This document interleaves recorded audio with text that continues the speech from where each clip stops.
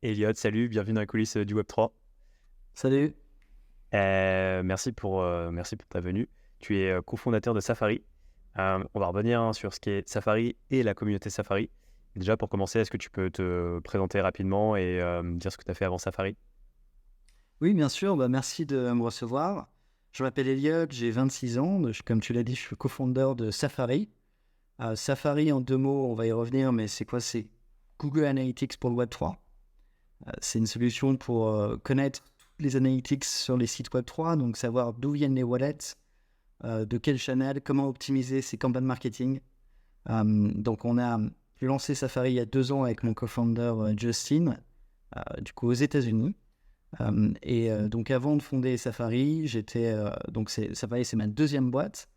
J'ai lancé du coup une première boîte quand j'avais 20 ans, donc très très tôt dans ma vie entrepreneuriale, qui préparait les concours post-bac, donc pendant que j'étais étudiant. Et j'ai revendu quand j'avais 23 ans. Ensuite, j'ai fait le master entrepreneur d'HEC. Et tout de suite après le master, je suis parti aux États-Unis. Ok, très clair. Aujourd'hui, on va essayer de répondre à une question qui est comment créer une communauté pour développer son acquisition. Parce qu'aujourd'hui, donc, pour déjà un peu donner des points de tableau, aujourd'hui, vous avez créé la communauté Safari. C'est une communauté de Head of Growth dans le Web3. Et on est déjà au sixième batch. On reviendra là-dessus, hein, mais je crois qu'il y a déjà eu 1000 candidatures pour le sixième batch. Ça a pris 1000 candidatures et 4000 en tout depuis la création de la communauté. Waouh, donc c'est pas rien, on va revenir là-dessus. Euh, et surtout, voilà, comment cette communauté vous a servi dans le parcours de Safari. Bon, on va revenir d'ailleurs là-dessus, hein, parce que je pense que Safari, il y a eu un pivot. À la base, c'était pas forcément la proposition de valeur que tu viens de décrire.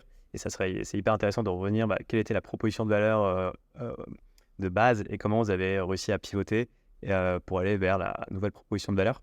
Toi déjà, comment tu as eu l'idée d'aller dans la blockchain, dans le Web3? Alors, pour reprendre l'histoire depuis le début, euh, j'ai rencontré mon cofounder Justin il y a à peu près 2 ans à San Francisco. C'est venu d'un pari que j'ai fait, on va dire, juste après être diplômé. J'ai pris un one-way ticket pour San Francisco. Donc, pas de billet retour. J'étais diplômé, un mois plus tard, je pars, je prends mon billet et je me dis, je me laisse 1 an pour créer une boîte aux États-Unis. Sans trop savoir ce que tu allais faire là-bas en arrivant.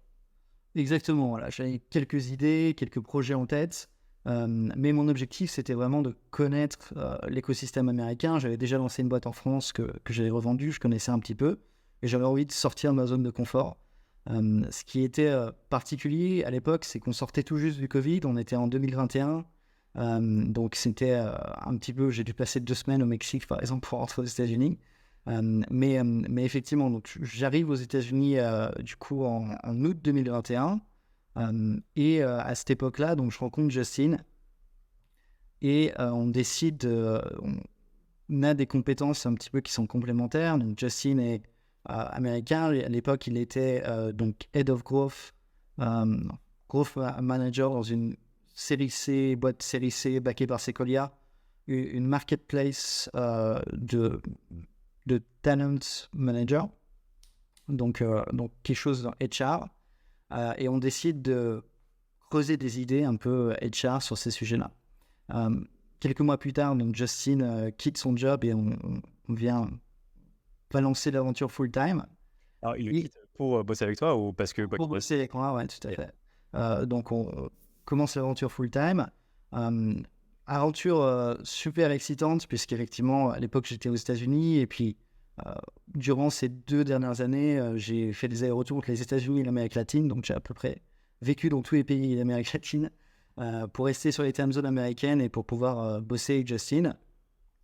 Et à cette époque-là, donc il y avait en particulier à San Francisco, une grosse hype sur le Web3, effectivement.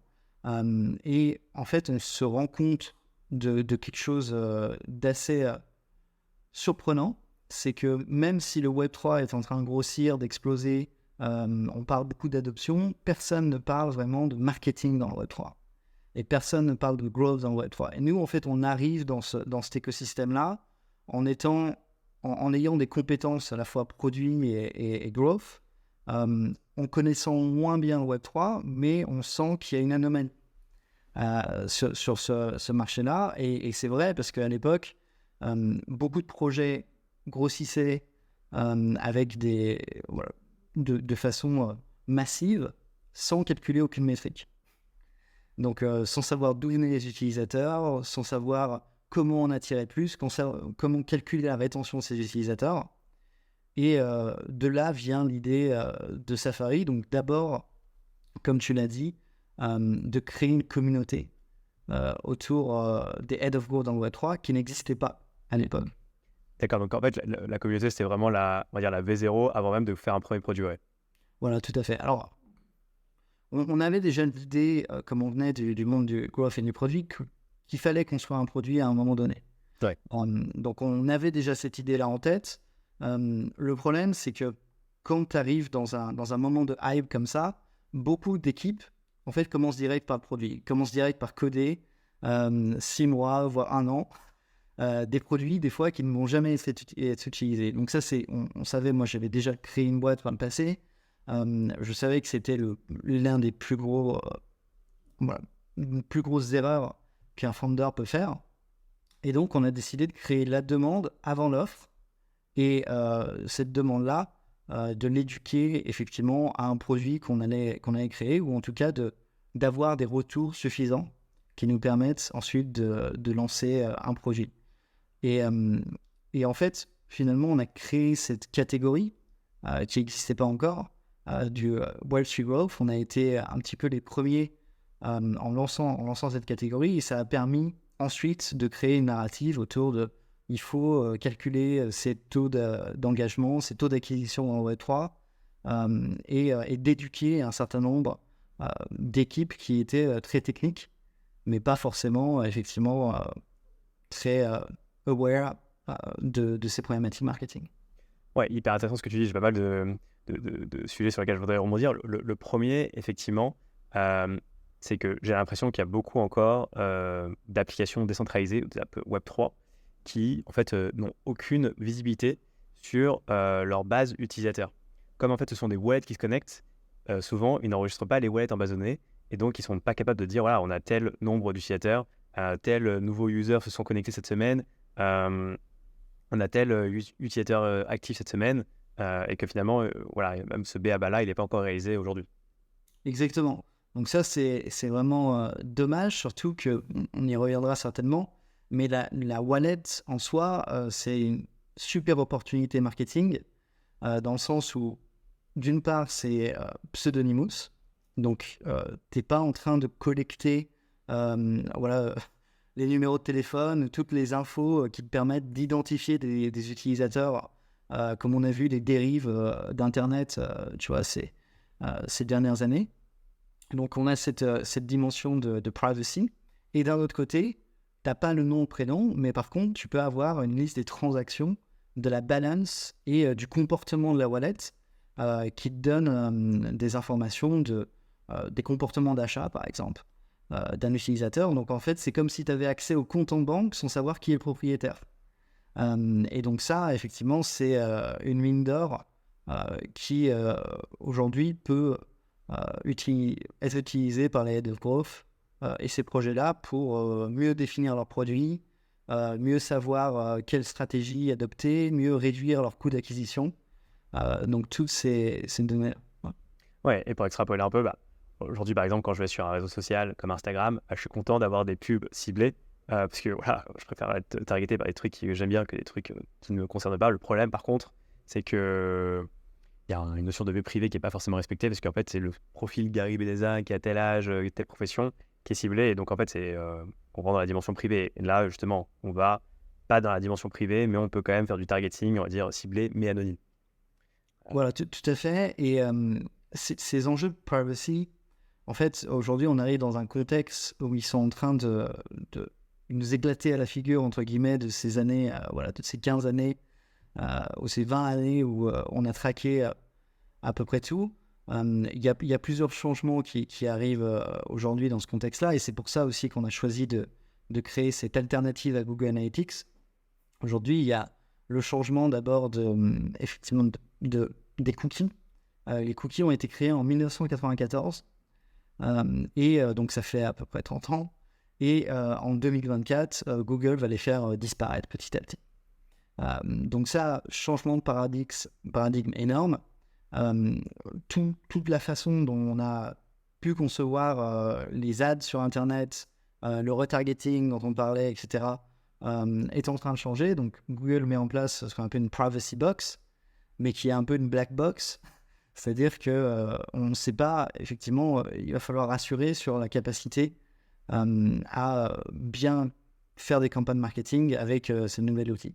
Et d'un autre côté, il y a la privacy des utilisateurs qui est une nouvelle concerne. On a vu les updates d'Apple sur iOS 14, etc., qui en fait met en péril toute la façon dont on a voulu concevoir l'attribution aujourd'hui, puisque finalement ce qu'on fait chez Safari, c'est aussi de l'attribution, c'est-à-dire de savoir tel utilisateur vient de tel channel, de tel ad campaign, on a dépensé tant sur cette ad campaign, voici les taux de conversion en termes de sign-up, et voici les taux de conversion, par exemple, je donne un exemple DeFi, mais en termes de swap et de volume de swap, par exemple.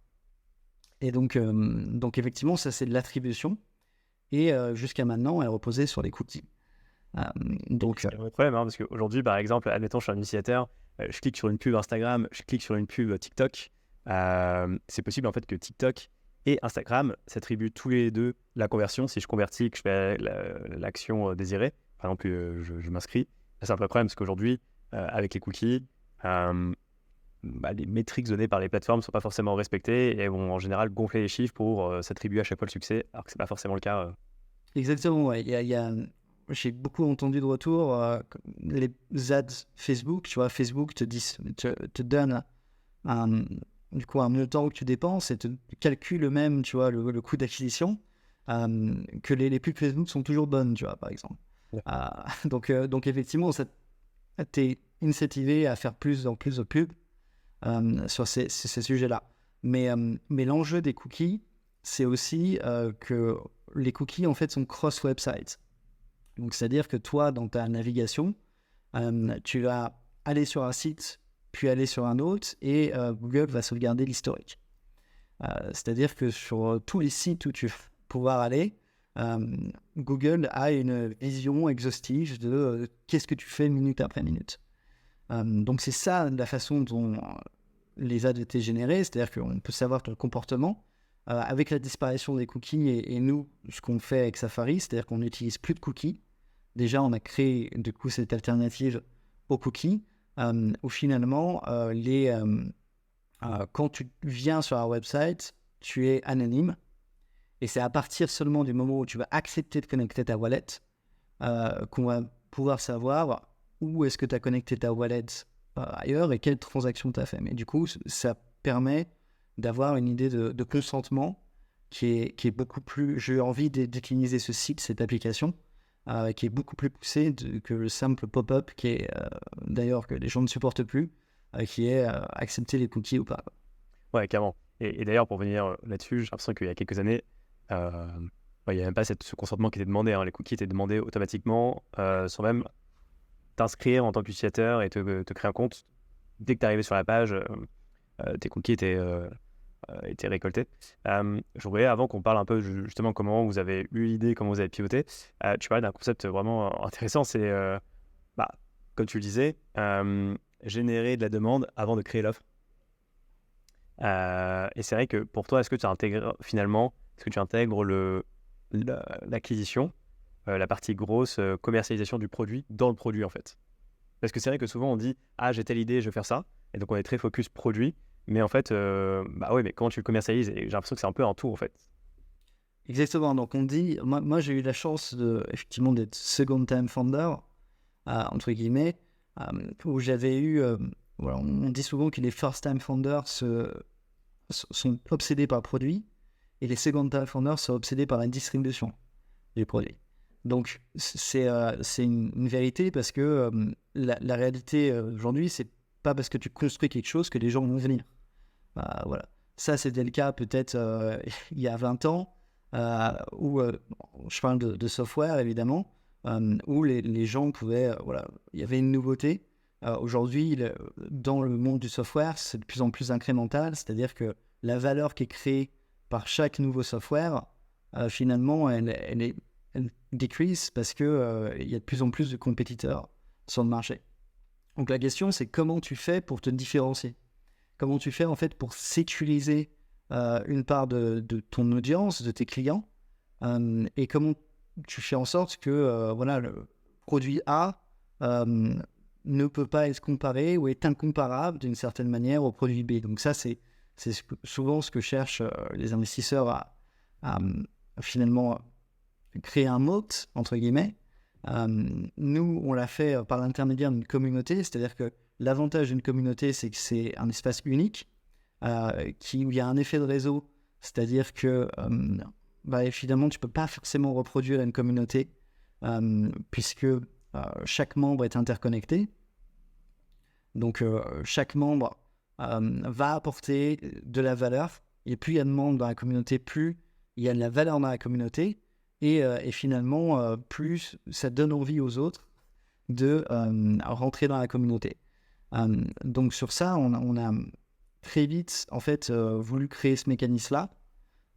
Où finalement, aujourd'hui, les gens connaissent Safari à chaque événement ou à chaque fois qu'on parle avec des gens dans le Web3, parce que on a créé cette brand aussi, et ils ont déjà entendu parler de quelqu'un, ils ont déjà entendu quelqu'un parler de Safari. Et c'est aussi la manière, je pense, dont on a réussi dans ce contexte-là à lever des fonds. On a levé du coup 2,4 millions de dollars en mars, donc un seed round, dans un contexte qui était voilà, un peu catastrophique, on va dire, pour le Web3. Et je pense que la communauté a beaucoup aidé. Ça a été déjà les premiers qui ont investi dans le round. Et ensuite, ça a beaucoup aidé à créer voilà, ce word of mouth qui est si difficile à créer aujourd'hui dans le web. Et j'imagine du coup avec cette communauté que, en fait, peu importe le produit que vous allez faire, il y aura toujours des personnes à la communauté pour vouloir le tester, payer pour ce produit, en fait. Vous avez cette confiance de la communauté, en fait. Exactement. Et c'est en fait, c'est la question aujourd'hui de savoir qui est legit ou pas, tu vois. Et même, tu vois, c'est le cas aujourd'hui avec ces cycles de hype dans l'IA aussi, tu vois, des wrappers IA, on en voit plein. La question, c'est de savoir quelle est la solution qui est legit. Et donc ça permet, donc créer une communauté autour, ça permet de créer de la légitimité et de la crédibilité sur son produit. Ouais. Et c'est marrant parce que ça me fait penser au concept avant, on avait le concept de product-led growth. Et maintenant, on a de plus en plus dans le Web3 le concept de community-led growth. Et c'est intéressant le fait que voilà, la communauté, c'est un peu voilà, comme tu disais, le plus important limite que le produit, parce que c'est ce qui va, entre guillemets, générer l'attraction. Comment on crée une communauté? Comment tu as créé vraiment quand tu es deux, donc toi et Justin, comment vous attirez les premiers, en fait, je sais pas, Head of Growth, donc ou Head of Marketing de projet Web3 dans cette communauté, vous arrivez vraiment à démarrer le projet de 0 à 1? Alors, il y a plusieurs concepts qui sont en fait contre-intuitifs. Je pense qu'au début, on a fait beaucoup de choses qui ne sont pas toujours ce qu'on entend dire sur les communautés, mais c'est intéressant parce que c'est ça qui a marché. Le premier réflexe qu'on a eu, en fait, c'est de créer une communauté fermée, une communauté qui est exclusive. Et ça, c'est un peu contre-intuitif parce qu'au début, quand tu n'as rien et tu lances quelque chose, un Discord par exemple, tu te dis j'ai envie d'avoir le plus de monde possible. Donc c'est un peu se faire violence de se dire ah ben non, en fait on va accepter que tant de personnes et on va du coup limiter la taille de cette communauté volontairement. Mais du coup l'avantage c'est que plus c'est exclusif, donc ça c'est de la psychologie humaine, c'est marketing, plus c'est exclusif, plus c'est difficile d'y rentrer, plus ça intéresse les gens pour y rentrer. Donc ça, c'est effectivement un petit tips psychologique, on va dire, d'exclusivité. Ensuite, la deuxième chose, c'est qu'on a voulu lancer cette communauté sur un certain timing, avec des batchs. Comme tu disais, on a onboardé jusqu'à maintenant 6 batchs. Et donc, ces batchs-là, en fait, c'est une idée qui m'est venue du wagon que j'ai fait, donc une formation pour apprendre à coder, que j'ai fait entre avoir vendu ma boîte et être rentré à HEC, donc qui permet en fait de réunir les gens au même endroit, au même moment. Et ça, en fait, on a eu cette idée-là quand on a vu beaucoup de communautés de Discord à l'époque où, en fait, finalement, quelqu'un rentre dans la communauté Discord, dit bonjour et il reçoit aucune réponse parce que personne n'est là au même moment sur le Discord. Donc ça, en fait, c'est effectivement la meilleure manière de créer du désengagement dans sa communauté, puisque tu te rends compte, tu as l'impression, même s'il y a 10 000 membres, 20 000 membres, personne ne répond.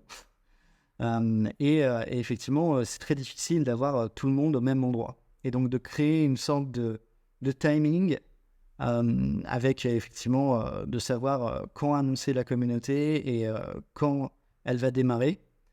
Ça crée un effet d'attente qui permet aussi aux gens le même jour, au même endroit, au même moment, d'être réunis. Et donc ça crée nos calls d'introduction. Au début, c'était vraiment voilà, les gens étaient heureux d'être là et ils savaient que c'était le moment de commencer à être membre de cette communauté. On a très vite aussi créé une communauté où il y a un moment d'onboarding. Donc aujourd'hui, un badge, c'est à peu près 120 personnes. Donc 120 personnes sur 1000 candidatures, comme tu l'as dit. Donc ça, c'est un gros taf de sélection. Et en fait, on fait un call personnel, donc un one-on-one, avec chaque membre avant qu'il rentre dans la communauté. Quand tu dis c'est toi ou Justin ou ça peut être quelqu'un de... Oui, c'est l'une de... Ouais. Okay. Donc c'est vraiment... Je pense que c'est aussi important que créer un batch parce que souvent, ces membres-là, ils vont être disponibles durant le call, mais le reste du temps, peut-être qu'ils vont passer moins de temps dans la communauté parce que chacun a des agendas chargés, etc. Et souvent, les gens se rendent compte, tu vois, des mois plus tard, se disent, bon, bah, j'ai pas été très présent dans la communauté, mais au moins j'ai fait ce call-là, et je me souviens très bien de la valeur que ça m'a apporté, et je me souviens très bien de ce qu'est Safari, quoi. Donc, essayer de personnaliser le plus possible la relation qu'il y a entre les membres, même si aujourd'hui, effectivement, voilà, il y a 400 membres dans la communauté et on ne peut pas avoir des one-on-one tout le temps avec eux. Au moins, on a une session, tu vois, qui est dédiée au moment où ils rentrent dans la communauté. Pour revenir donc sur le concept de batch, donc une fois que vous avez fait la sélection des différents membres de la communauté, je sais pas, est-ce qu'il y a des rituels au début pendant les premières semaines où c'est voilà, ils arrivent dans la communauté et en fait comment ça se matérialise d'être dans la communauté? Exactement. Donc ça, on a parlé voilà de l'onboarding, de tout ce qui fait que la communauté grossit d'elle-même, entre guillemets, l'exclusivité. Maintenant, une fois que tu rentres dans la communauté, qu'est-ce qui se passe? Donc on a effectivement, comme tu dis, un rituel. Chaque mardi dans le Discord, on fait un call qui est un call où on essaie de faire venir des alumni. Et au début, notre objectif, les premiers batchs, c'était de faire des calls qui un petit peu d'éducation. Parce que, comme on l'a dit, il y avait très peu d'éducation sur du coup, le marketing dans le Web3 et rien que comment on crée un funnel, quels sont les taux d'activation, qu'est-ce qu'on calcule. Toutes ces choses-là, en fait, il y a beaucoup de gens qui étaient inconnus, qui ne connaissaient pas ces sujets-là. Ça nous a permis aussi de faire rentrer des gens qui voulaient devenir Head of Growth, qui venaient du Web 2 et qui allaient ensuite dans le Web 3. Donc d'avoir cette formule un petit peu d'éducation. Et on essaie durant ces calls que les gens repartent avec le maximum de valeur. Donc ça, effectivement, tous les mardis. Je pense que ce qui est important, c'est de simplifier au maximum. C'est-à-dire que les gens savent que le mardi à telle heure, donc 9 a.m. PST, c'est compliqué de faire des calls sur Twitch Time Zone. Donc on a décidé voilà, on fait quelques calls pour les time zones asiatiques, mais généralement, voilà, je choisis Europe et États-Unis. Mais Mais donc, on fait ce call tous les mardis et les gens savent à quoi s'attendre et ils ont ce rendez-vous fixé. On a d'ailleurs, dans le processus d'onboarding, quand tu rentres dans la communauté, on te propose de voilà, mettre l'événement sur ton Google Calendar. Donc ça a été un tips, mine de rien, ça paraît rien, mais c'est qui a boosté complètement l'engagement de la communauté. C'est-à-dire que c'est inscrit dans leur calendrier et chaque semaine, ils savent la valeur qu'ils vont recevoir. Donc ça, c'est voilà, un premier aspect. Et c'est marrant, juste pour revenir sur ce que tu disais, pour avoir discuté avec pas mal de Head of Growth, justement, de protocoles DeFi, de Marketplace, NFT, enfin voilà, de plein de projets Web3, c'est vrai que souvent, j'ai l'impression que le profil type du Head of Growth, c'est pas quelqu'un qui a une expérience marketing forcément dans une boîte Web2 type startup avant. Et donc, c'est vrai qu'il y a vraiment ce travail d'éducation d'un point de vue marketing growth, parce que voilà, les outils classiques pour faire, je sais pas, de l'analytics, de l'automation, genre de choses, c'est pas forcément des outils qui sont très maîtrisés, j'ai l'impression. Oui, tout à fait. Et puis dans le Web3, il y a cette difficulté des wallets. C'est-à-dire que finalement, tes utilisateurs, tu peux pas vraiment, il faut vraiment voilà, pousser les choses. Et on a eu des boîtes, les premières boîtes qui ont finalement créé des solutions marketing, d'analytics. Elles y ont passé beaucoup de temps à aller chercher dans les données blockchain, etc. Donc elles étaient obligées parce que des boîtes comme The Sandbox, Sora, etc., elles étaient obligées de suivre des métriques. Mais finalement, les boîtes qui ont moins de budget et qui sont lancées voilà, il y a assez récemment, elles ne vont pas recruter une équipe de 10 ingénieurs pour créer leur solution d'analytics. Donc il y avait un manque d'outils aussi à cette époque-là.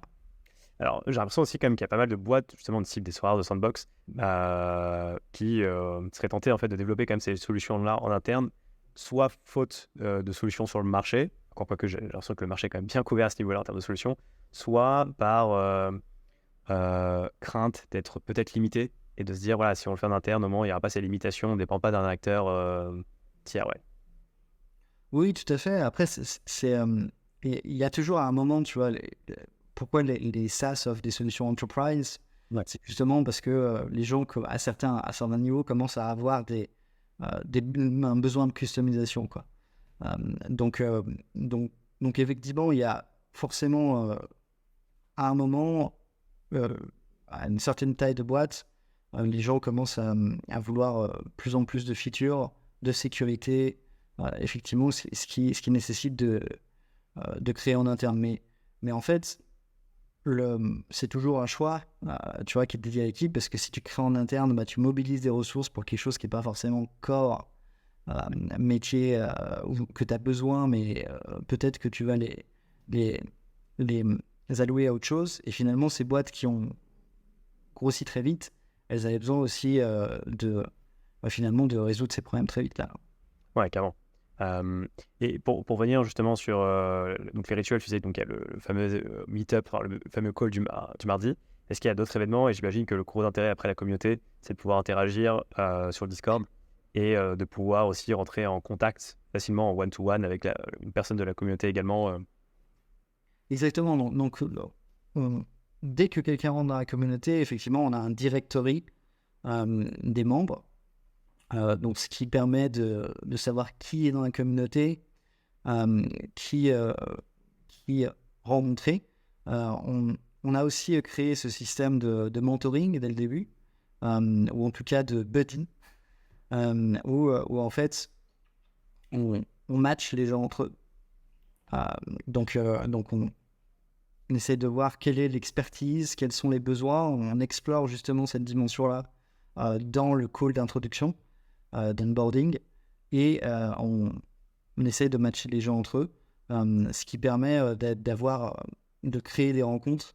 Et c'est marrant puisque il y a quelques semaines, on a découvert que 2 personnes du batch 1 qu'on avait matchées entre eux ont créé une boîte ensemble. Non.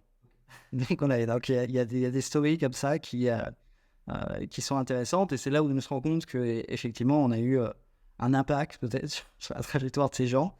Il y a évidemment dans le Discord les gens peuvent interagir et certaines personnes ont trouvé des jobs aussi grâce à la communauté, parce qu'il y a une channel où les gens postent des jobs, des gens qui sont en recherche, des gens qui ont pu avancer dans leur parcours professionnel.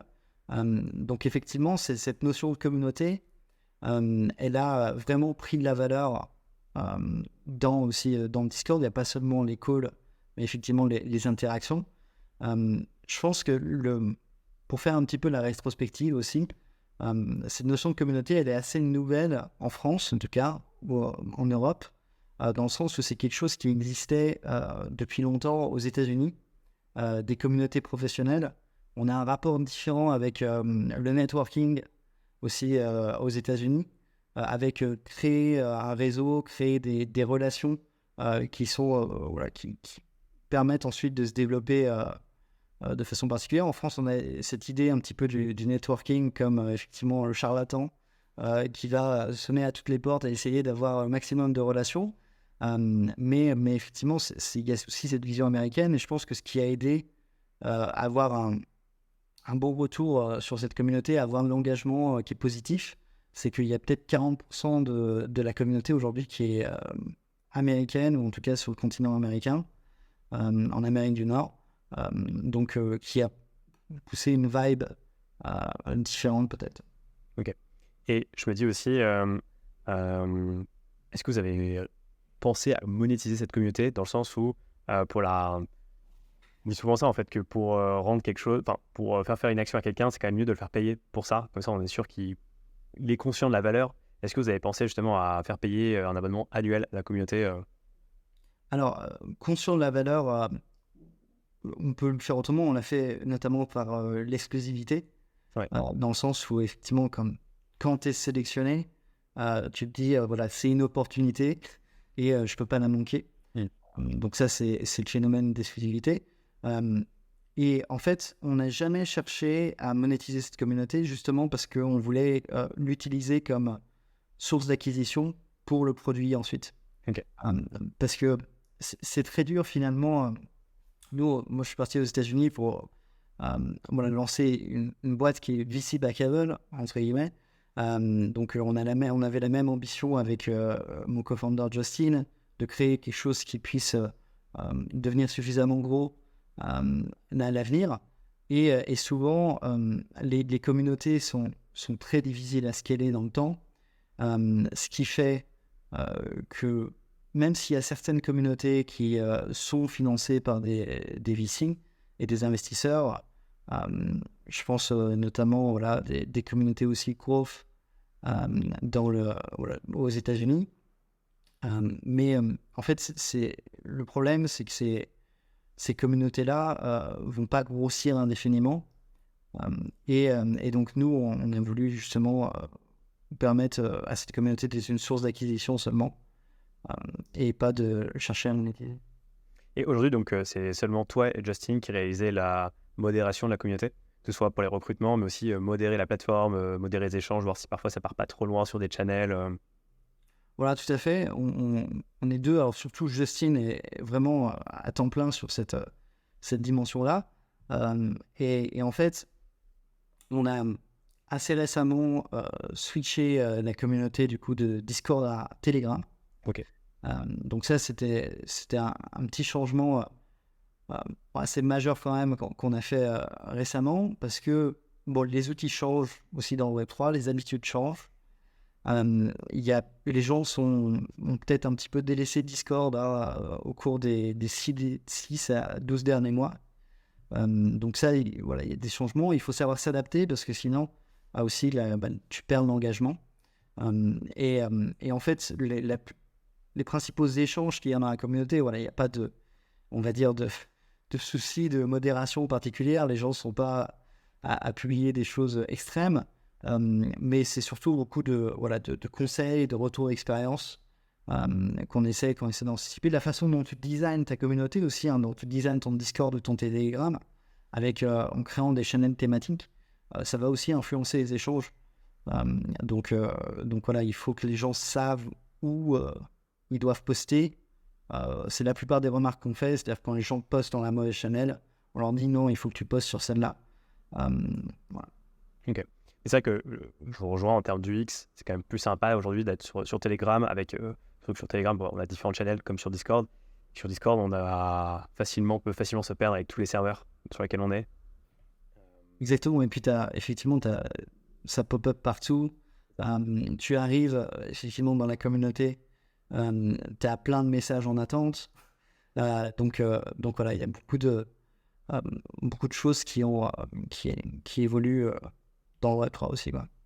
Et donc, pour revenir maintenant faire le parallèle entre la communauté et votre produit, au tout début donc, de Safari, est-ce que tu peux rappeler quelle était la proposition de valeur initiale avant justement, parce qu'avant vous n'étiez pas forcément sur l'aspect cookie, vous étiez sur autre chose, non? Alors nous, donc, en fait, bon, un produit, c'est de l'itération, Ouais. évidemment. On a, je pense que l'itération vient surtout du wording que tu choisis effectivement sur ton produit, sachant que la base, tu vois, les fondamentaux avec lesquels on est parti en tête, c'est il y a des enjeux dans le marketing digital de privacy et de marketing digital. Deux, dans l'avenir, alors c'est compliqué de prédire l'avenir dans le Web3, mais il y a une chose qu'on pense être vraie, c'est qu'il y aura de plus en plus de wallets dans le futur. Pourquoi? Parce que les assets digitales, donc comme voilà, les crypto-monnaies ou même les NFT, tout le monde va en avoir dans l'avenir, tout le monde va en posséder. Aujourd'hui, il y a près de, je sais pas, de 11% des Français qui possèdent des crypto-monnaies déjà. Il y a 21% qui ont déjà aux États-Unis échangé les crypto-monnaies. On pense que tout le monde va avoir dans son portfolio, dans son solution d'investissement, comme nous aujourd'hui, on a un livret A en France, va avoir des cryptos. Et en fait, la seule manière d'interagir de façon safe avec ces cryptos, c'est avec des wallets. Donc on a vu qu'il y avait des échanges centralisés qui ont explosé par le passé. Et en fait, donc effectivement, ces wallets-là, et dans le funnel effectivement de la user journey dans Web3, les gens vont peut-être acheter des bitcoins, tu vois, sur Coinbase, puis ensuite ils vont chercher à aller un peu plus loin et à créer une wallet, et ensuite interagir avec d'autres sites. Donc on pense qu'effectivement, aujourd'hui, comme il y a Google Auth ou effectivement Connect avec un email, il y aura un Connect Wallet dans le futur. Donc ça, c'est effectivement les bases, les fondamentaux sur lesquels on a construit cette solution-là. Et au-delà de ça, on a commencé, donc on a lancé d'abord cette communauté avec cette proposition de valeur qui était communauté only. Ensuite, on a voulu tester différentes choses, donc des outils d'attribution. Évidemment, dans Web3, il y a des sujets qui sont soit analytics, soit CRM, par exemple. Qu'est-ce qui peut être fait dans le marketing? On s'est rendu compte que aujourd'hui, c'est très compliqué dans Web3 d'engager des wallets. Alors, tu connais bien le sujet avec Dialog, mais c'est très compliqué. Beaucoup de solutions ont copié voilà, les emails, entre guillemets, en voulant faire des solutions de messaging de wallets.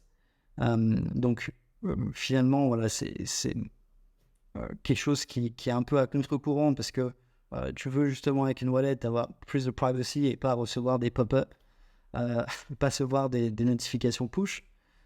Donc on est allé au lieu d'aller dans l'outbound, on est allé dans l'inbound. Donc effectivement, au lieu de savoir comment retargeter des wallets, comment leur envoyer des messages, savoir déjà d'où elles viennent et comment tu peux modifier ta stratégie marketing pour avoir plus de wallets qualitatives. Voilà. Et donc c'est comme ça qu'est venue un petit peu l'idée de Google Analytics et du remplacement des cookies. On a commencé au début, on a lancé le produit avec les cookies. Donc pour tester, parce que tu ne veux pas réinventer la roue dès le début. Et alors, par rapport à ça, quand vous avez lancé ce produit, c'était le tout premier produit que vous avez lancé, ou d'abord vous avez lancé un produit plus focus attribution au début? Alors c'est nous, la façon dont on construit les produits, Ouais. on essaie d'essayer de tester plus vite possible. Et donc évidemment, c'est plus facile de tester la partie un petit peu off-chain que la partie on-chain où tu vas aller chercher toutes les transactions et tu vas vouloir faire de la trade dessus. Donc du coup, on a commencé par ça, par tester, en fait, Safari, c'est tout simple. On a créé notre propre script comme Google Analytics que les gens mettent sur leur site en 1 minute et ensuite, effectivement, ils ont les données dans leur dashboard. Donc, on a commencé à itérer sur ça avec pas mal de membres de la communauté, d'ailleurs, des membres de la communauté qui ont aussi investi dans notre round au début. Donc, ils étaient à la fois utilisateurs, investisseurs, membres de la communauté, etc. Donc, on a vraiment essayé de créer ce corps de power user. Et ensuite, effectivement, on a avancé finalement sur cette proposition de Google Analytics, puisqu'on a vu qu'il y avait des enjeux aussi de privacy avec les cookies. Donc, créer une alternative complète donc aux cookies, finalement, ça sert. Et notamment sur le segment DeFi, des L1, des L2 qui ont des utilisateurs qui aujourd'hui sont très privacy aware et qui essayent de minimiser tous les moyens d'être targetés aussi et de faire leur propre choix. Yes. Juste pour clarifier, donc L1, L2, on parle de Layer 1, Layer 2. Donc par exemple, Ethereum, c'est un Layer 1 et un L2. Donc Layer 2, c'est par exemple Polygon, Arbitrum, Optimism, qui sont des surcouches en fait du réseau. Exactement. Et eux, en fait, ils ont des enjeux aussi d'awareness, évidemment, de faire en sorte que de plus en plus de développeurs construisent sur leur écosystème. Donc c'est aussi pour ça qu'ils peuvent utiliser Safari pour effectivement connaître d'où viennent leurs utilisateurs et quelles sont leurs stratégies pour être plus connus et séduire ces développeurs. Carrément. Et pour venir donc du coup sur les débuts, comment c'est en discutant avec les utilisateurs, enfin les membres de la communauté, que vous avez compris qu'il y avait un vrai sujet sur le manque d'analytics pour les projets Web3? Oui, tout à fait. Alors quand on fait des calls, tu vois, chaque mardi, on aussi demande quels sont les retours. On analyse aussi les questions qui sont dans le Discord. Beaucoup de questions étaient sur comment savoir d'où viennent les utilisateurs. Généralement, la question, c'était qu'est-ce que vous utilisez pour éviter aussi les cookies, pour que ce soit privacy friendly, parce que les gens n'avaient pas envie d'avoir une grosse bannière quand l'utilisateur vient sur le site, accepter mes cookies. Donc effectivement, on s'est rendu compte que les gens utilisaient des alternatives qui existent aujourd'hui. On parle de Plausible, de Fathom, etc. Donc c'est des outils qui ont été développés sans cookies, alors qu'utilisent d'autres méthodes qui sont aussi limite dans le sens où on parle de fingerprinting, on parle de ces enjeux-là qui récupèrent aussi des données. Et finalement, ces solutions-là, Fathom ou Plausible, elles ne sont pas adaptées au Web3. C'est-à-dire que tu sais le trafic qui vient sur ton site, mais il n'y a aucune donnée on-chain. Tu ne peux pas savoir les wallets qui se connectent. Donc, tout ce bloc Web3 manquait. Et donc, on a décidé de créer cet outil-là. Alors, pour donner un use case, un cas d'usage concret, par exemple, quand on parle d'analyse on-chain, ça serait, on va dire que moi, je suis un protocole DeFi. Un utilisateur se connecte en fait sur mon protocole et là l'intérêt de l'analyse on-chain, ça va être de voir par exemple tel utilisateur, il a déjà par exemple, il s'est déjà connecté, je sais pas, au moins 5 autres protocoles DeFi, dont Uniswap, et il a par exemple réalisé tel volume de transactions sur Uniswap par exemple. On parle vraiment de ce type de... Ça, c'est une analyse effectivement qui est possible, une analyse assez poussée. Ouais. Il y a plus simplement, en fait, imaginons que tu fais des ads ou tu produis du contenu. Avec Safari, tu vas pouvoir savoir, OK, cette campagne de contenu, elle m'a ramené tant de wallets, donc disons 100 wallets. Pour produire ce contenu ou gérer cette ad, j'ai dépensé $100, donc c'est le coût d'acquisition de wallet, c'est $1. Et ensuite, sur ces 100 wallets, combien on fait des swaps sur mon protocole DeFi, de quel montant? Et finalement, à partir de là, tu peux calculer le CAC et la LTV. Et savoir effectivement si tu dois arrêter cette campagne d'ads, si tu veux en faire plus. On a des exemples dans la communauté, dans la DeFi notamment, qui utilisent très très bien YouTube. Donc ils font des tutos YouTube qui se rendent compte qu'ils ont des taux de conversion qui sont beaucoup plus élevés que faire des ads ou même Twitter, tu vois, par exemple. Donc ça leur permet ensuite de se dire, bon, on va double down sur YouTube, on va investir plus, on va peut-être run des campagnes sur YouTube, etc. Ouais, c'est hyper intéressant. Donc en fait, c'est vraiment Google Analytics classique, sauf que tu remplaces vraiment l'adresse mail par le wallet.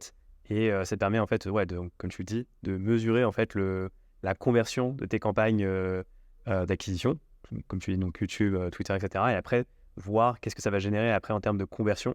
Enfin, la première conversion, bien sûr, c'est l'acte de connecter son wallet et donc de s'inscrire, entre guillemets. Et ensuite de voir comment l'utilisateur va interagir avec le protocole ou l'application via son activité on-chain. Exactement. Et après, effectivement, tu peux créer ce groupe-là qui est les utilisateurs, les wallets de YouTube qui ont fait des swaps. Et après, aller plus en détail, comme dont tu m'as parlé, de savoir, c'est quoi la balance de ces wallets, c'est quoi leur historique, c'est quoi leur comportement. Et après, peut-être que ça me donnera aussi des idées.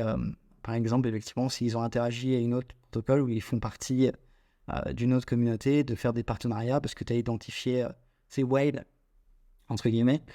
C'est un gros sujet dans la DeFi de savoir quels sont les utilisateurs qui ont le plus d'argent ou qui sont le plus actifs aujourd'hui dans la DeFi, en temps de bear market. Et aujourd'hui, sur le produit, il est déjà live, hein, Oui, tout à fait. Le produit est live, il est self-serve, donc c'est une différence, on va dire, par rapport à pas mal de produits dans le Web3. Donc n'importe qui peut créer un compte, utiliser le produit, mettre le script en 1 minute et finalement commencer à avoir des données. Et il est déjà payant ou pas encore? Alors pas encore, nous on a l'objectif effectivement de développer ce produit pour le maximum de sites. Donc de faire en sorte d'avoir une stratégie growth qui est en fait un petit peu notre secret de sauce, entre guillemets. On a commencé à vouloir la distribution, mais on va continuer à distribuer ce produit-là. Nous, on pense que aujourd'hui, le Web3 reste un marché de niche encore, et on a la capacité de devenir la vraie alternative à Google Analytics pour la majorité des websites dans le Web3. Et donc, c'est à partir de là qu'on se dira que, une fois qu'on a savoir à 80% des sites dans Web3 qui utilisent notre solution, qu'on peut proposer des services on top of that. Donc ça peut être, on parle d'API, on parle effectivement de market research, on parle de tout un tas de choses qui sont intéressantes, notamment pour la DeFi ou pour que ce soit des asset managers par exemple, ou des protocoles qui souhaitent utiliser la donnée. Tout à l'heure, tu parlais d'une levée de fonds de plus de 2 millions de dollars. Comment vous êtes servi de ces fonds? J'imagine c'est surtout pour construire le produit pour le coup. Oui, tout à fait. Alors, moi, j'ai une philosophie de ma précédente boîte qui était complètement bootstrap aussi. On est allé de zéro à l'acquisition de façon complètement bootstrap. Et alors, quand on dit bootstrap, c'est vraiment avec les moyens du bord, quoi. C'est vraiment. Oui, tout à fait. C'était comment tu fais pour construire quelque chose, avoir un maximum de ROI avec des ressources qui sont très limitées. Et donc, après, cette philosophie-là, elle est aussi dans ma deuxième boîte, donc avec Safari, où finalement, la communauté demandait pas de ressources. Entre guillemets, c'est seulement notre temps et notre énergie. Et c'est ce qui nous a permis d'aller chercher plus. Et là, c'est la même façon dont on réagit de la même façon après cette levée de fonds. C'est-à-dire qu'on veut garder une équipe très lean. On est 4 aujourd'hui en Safari. Donc, on va rester 4, je pense, pendant un certain moment et permettre à cette équipe de créer le meilleur produit possible, le plus longtemps possible. Donc voilà, et ça nous permet en fait d'itérer très rapidement. Aujourd'hui, moi, philosophie on n'a pas de roadmap produit, on n'est pas roadmap produit, on fait des itérations chaque semaine sur les feedbacks que nos utilisateurs nous ont donnés la semaine d'avant. Donc ça permet d'aller super vite et finalement d'économiser un maximum de ressources. Jusqu'à, on espère peut-être un bull market ces prochaines années. Et donc, les deux autres personnes, c'est des développeurs, j'imagine? Ouais, tout à fait. Ok. Donc on est une équipe full remote. Ouais. Donc moi je suis basé en France pour l'instant. Mon co-founder Justin est basé à San Francisco. On a notre premier ingénieur qui travaille avec nous depuis 4 mois à peu près. Donc Ricardo, qui lui est basé au Brésil, qui a un PhD en privacy. Qui nous accompagne aussi sur ces enjeux de privacy et de l'alternative au cookie. Et une autre personne qui commence, qui est basée aujourd'hui en Allemagne, mais qui commence dans 2 semaines. Et on travaille aussi avec des freelances depuis 1 an et demi maintenant, qui nous aident sur là où il faut accélérer un petit peu dans la partie produit. Et tu mentionnais le wagon tout à l'heure. Toi, tu codes toujours, et c'est toi qui as codé une bonne partie de Safari ou du produit, ou c'est vraiment les freelances et Ricardo Alors au tout début, disons que c'est une façon aussi d'économiser des ressources. On va dire le MVP, vraiment le premier produit, j'ai créé les bases. Et aussi, on avait créé une petite plateforme aussi pour Safari, pour la communauté, donc que là j'en ai codé. Je pense que quand tu sors du wagon, tu sais coder, mais tu as surtout une compréhension du code et des enjeux techniques, quoi. Tu peux aller un peu plus loin dans le code et aller... parce qu'effectivement, quand on parle d'attribution, quand on parle de données on-chain, quand on parle de tous ces sujets-là, ça devient très vite technique. Et effectivement, grâce au wagon, j'ai eu ces connaissances-là. Et je peux aujourd'hui décider avec mon équipe produit de comment économiser justement les ressources pour construire le plus vite possible ce que les utilisateurs veulent. Ok. Et pour revenir sur le 6e batch, qui est le batch en cours, vous allez recruter d'ailleurs, vous allez admettre entre guillemets combien de nouveaux entrants dans la communauté? Alors comme tu l'as dit, il y a 1000 candidats. Ouais. Et on reste sur des tailles de batch qui sont de 100-120 personnes max. Ouais. Ok. C'est-à-dire que vous allez vraiment regarder un par un 1000 personnes, leur questionnaire, leur background, etc. J'imagine que ça prend pas mal de temps. Oui, tout à fait. C'est pour ça qu'on a le batch, les applications sont fermées depuis dimanche et on l'ouvre dans 2 semaines. Quoi.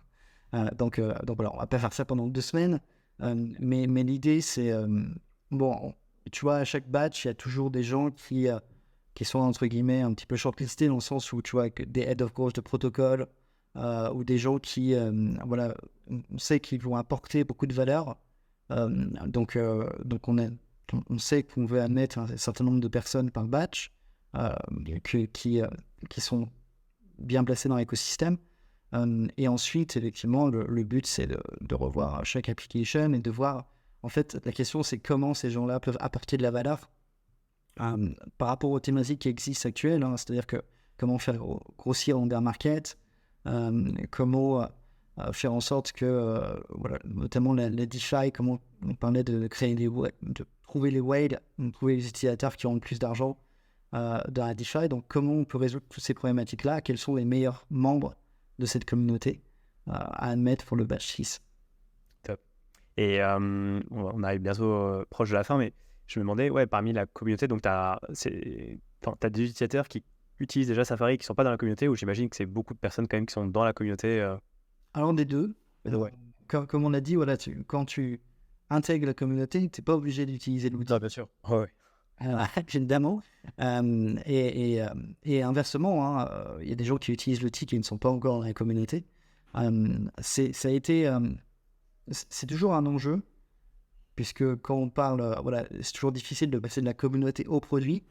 Donc on s'est dit effectivement, quelle est la meilleure manière de le faire? Est-ce que finalement on permet aux gens dans la communauté d'utiliser, on oblige d'utiliser le produit?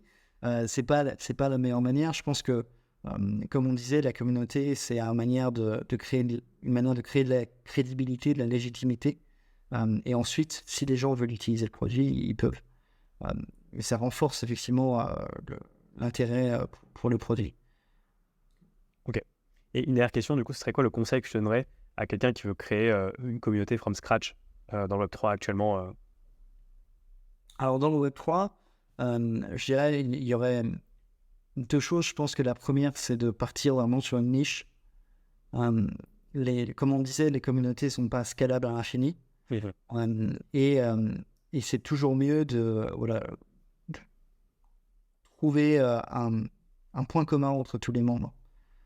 Donc, une communauté sur une niche qui n'existe pas encore, et ça c'est le deuxième point. Il y a beaucoup de communautés dans Web3, il y en a beaucoup qui dégringolent, il y en a d'autres qui se créent. Ce qui est important, c'est que les gens voient tout de suite la valeur ajoutée, même sans être dans la communauté.